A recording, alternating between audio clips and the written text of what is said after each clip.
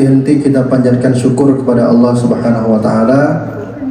Kita masih Allah beri nikmat beribadah, menikmati jamuan Ramadan hingga pada malam ke-17 ini. Nikmat yang sangat besar, nikmat yang harus kita terus syukuri. Kemudian kita juga sepantasnya untuk terus memanjatkan salawat dan salam kepada Nabi kita Muhammad sallallahu alaihi wasallam. Bapak Ibu yang dimuliakan Allah, 1400 tahun yang lalu ada seorang pemuda yang penuh dengan kegelisahan hati, penuh dengan keresahan atas kondisi yang ada. Resah, khawatir, bingung melihat masyarakat, melihat tetangga, melihat pemerintahan, sosial, politik, dan lain sebagainya. Karena beliau hanyalah seorang pemuda biasa. Ya, beliau adalah keturunan orang besar pada saat itu. Namun dia bukan pemegang kuasa saat itu. Maka yang beliau lakukan adalah menyendiri ke sebuah gua, berdiam diri, merenung, dan menatap kota yang ia cintai dari atas gunung itu. Karena gua itu berada di atas gunung yang sangat tinggi, dan gua itu bisa langsung melihat kota yang ia risaukan. Berangkat pagi, pulang malam, berangkat pagi, pulang malam. Begitu terus ketika beliau di usia 40 tahun. Hingga suatu hari di bulan Ramadan yang mulia, beliau tidak sengaja tertidur. Dan kemudian tiba-tiba dalam tidurnya, antara sadar dan tidak sadar, datang seseorang dengan badan yang besar dan berkata kepada beliau, "Iqra, bacalah." Kemudian beliau berkata, "Saya tidak bisa membaca." Kemudian dikatakan lagi, "Iqra, bacalah."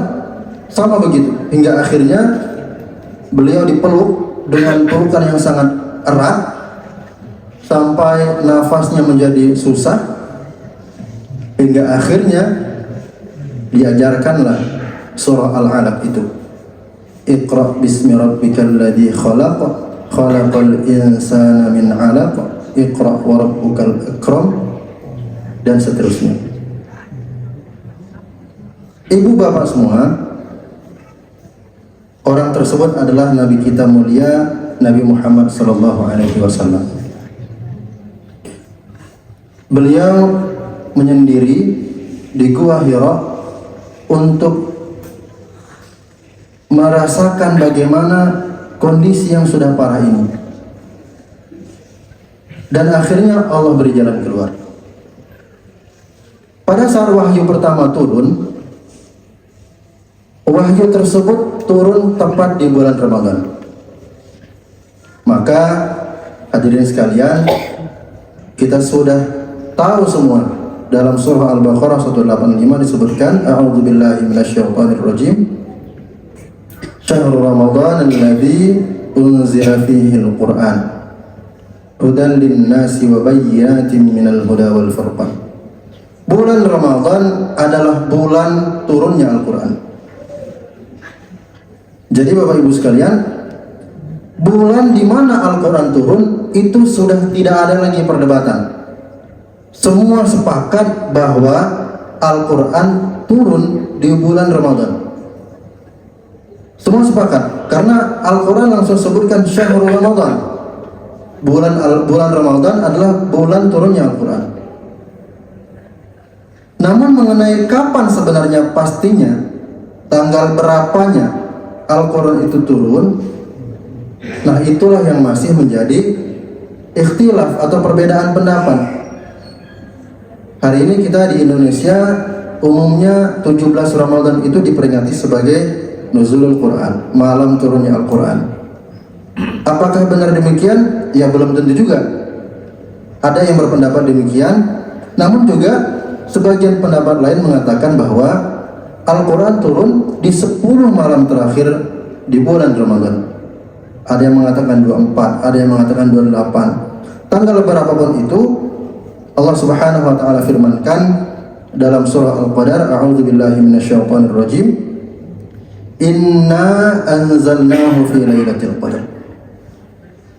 Sesungguhnya kami menurunkannya, anzalnahu, hu tersebut artinya adalah merujuk kepada Al-Quran.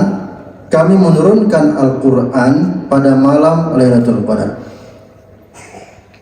Hadirin yang mulia, mengenai turunnya Al-Quran ini, dalam ulumul Quran, dalam kajian ilmu-ilmu Al-Quran, ada sedikit pembahasan mengenai bagaimana turunnya Al-Quran.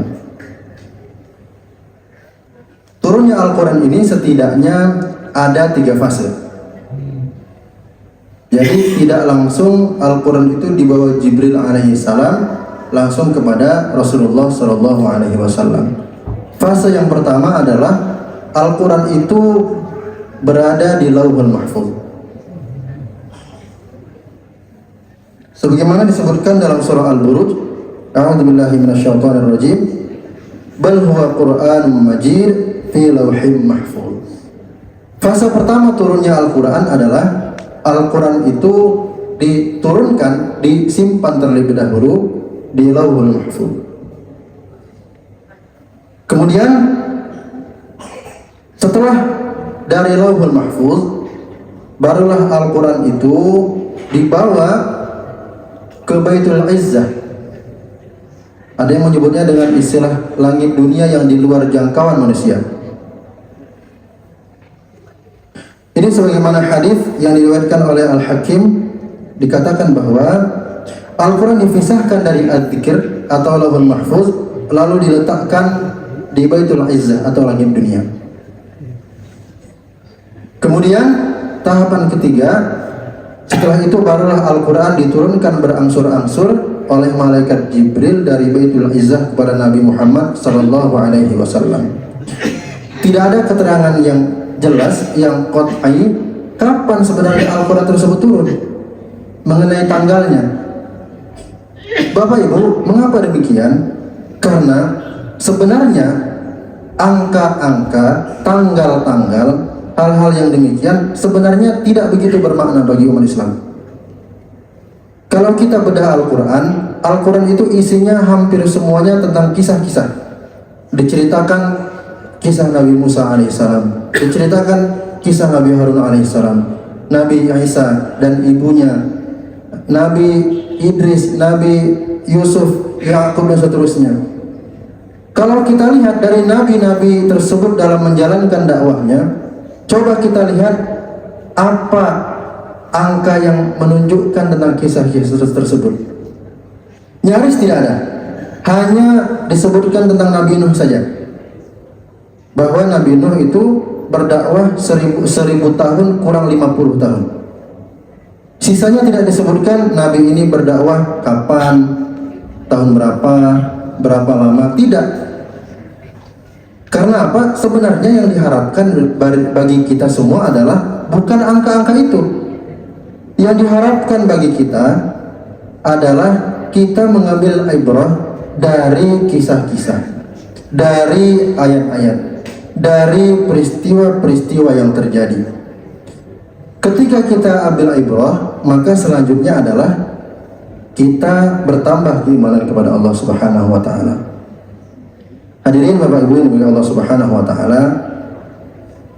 Kemudian Nabi sallallahu alaihi wasallam setelah menerima wahyu pertama tersebut, maka Nabi sallallahu alaihi wasallam mulai memperbaiki keadaan di tempatnya, dimulai dari dirinya, keluarganya, teman-temannya, hingga akhirnya hanya dalam waktu kurang lebih 23 tahun kita tahu Mekah yang awalnya kota yang sangat paganis, menyembah berhala yang sangat luar biasa banyaknya, kota yang tidak beradab, hingga akhirnya dalam waktu 23 tahun tersebut Mekah menjadi kota yang mulia, sebagaimana juga Madinah.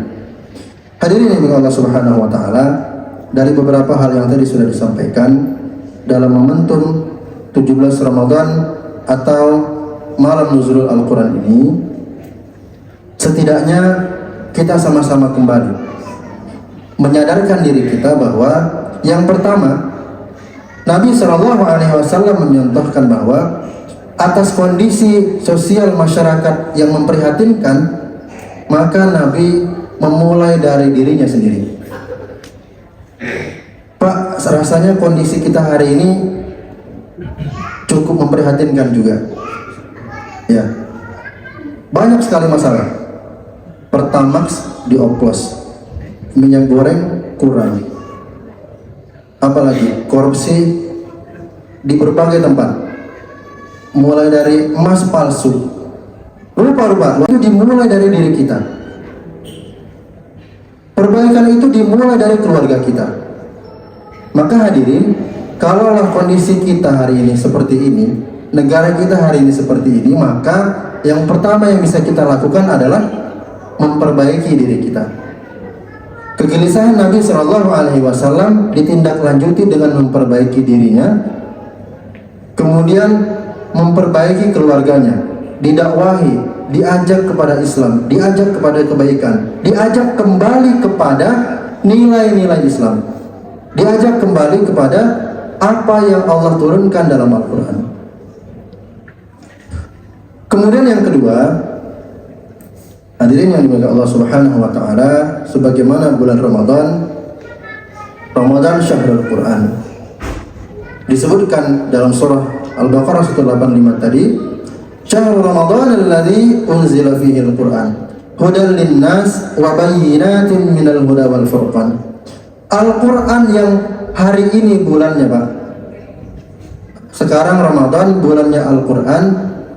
Al-Quran itu menjadi berdampak kepada kita ketika kita jadikan Al-Quran sebagai huda, sebagai petunjuk. Pak, Al-Quran ini kalau hanya di lemari buku, hanya ada di meja, hanya ada di perpustakaan, maka selamanya akan begitu saja. Bagi diri kita seterusnya akan begitu saja, bagi masyarakat kita seterusnya akan begitu saja. Tapi kalau Al-Quran kita jadikan hudal linnas, petunjuk bagi kita, dan petunjuk itu isinya ada juga wabayyinatin minal huda wal furqan. Petunjuk itu isinya penjelasan-penjelasan tentang hidayah dan pembeda yang baik dan benar. Nah, kalaulah kita abaikan Al-Quran ini, maka kondisi kita akan terus begini saja. Maka hadirin, di malam 17 ini, mari sama-sama kita kembali. Kapan lagi waktu kita untuk melihat Al-Quran? Kalaulah Ramadan ini, Pak, tidak membuat kita baca Quran khatam misalnya, kalaulah Ramadan ini tidak membuat kita membaca terjemah Al-Quran, membaca tafsir Al-Quran, tidak kita memperbaiki bacaan Al-Quran, perlu bulan apa lagi Allah turunkan untuk kita? Kalaulah Al-Quran ini tidak membuat kita, kalaulah Ramadan ini tidak membuat kita menjadi lebih dekat dengan Al-Quran, Allah perlu turunkan bulan apa lagi? Allah perlu beri momen apa lagi? Jangan sampai Ramadan berlalu, interaksi kita dengan Al-Quran begitu-begitu saja. Sebagai penutup, Bapak Ibu semua, saya dulu 2 tahun intens mengajar Al-Quran di Lapas Sukamiskin, di Arca Manik. Lapas itu isinya napi tipikor, berbagai macam kasusnya. Ada satu pernyataan yang cukup menyedihkan dan itu membuat kita terenyuh. Apa yang mereka katakan? Ustaz, saya selama hidup jadi pejabat, sibuk ngurusin ini itu, nggak pernah baca Quran. Al-Quran nggak pernah sekalipun saya sentuh. Akhirnya Allah beri kesempatan saya untuk belajar Al-Quran, untuk membaca Al-Quran di tempat ini, di lapas. Ketika di tempat inilah saya baru bisa menikmati membaca Al-Quran. Di tempat ini saya baru bisa mengkhatamkan Al-Quran. Di tempat ini saya baru bisa mulai menghafal Al-Quran dari surah-surah pendek. Maka hadirin yang dimuliakan Allah Subhanahu wa Ta'ala, sama-sama kita mengingatkan diri dan keluarga kita. Ramadan sebentar lagi, Pak. Ramadan hanya tinggal kurang lebih 13 atau 12 hari lagi. Jangan sampai Ramadan berlalu, Al-Quran masih begitu-begitu saja dalam aktivitas kita. Demikian, mohon maaf jika ada kata-kata yang salah. Semoga bermanfaat untuk kita semua. Wallahul muwaffiq ila aqwamit thoriq. Assalamualaikum warahmatullahi wabarakatuh.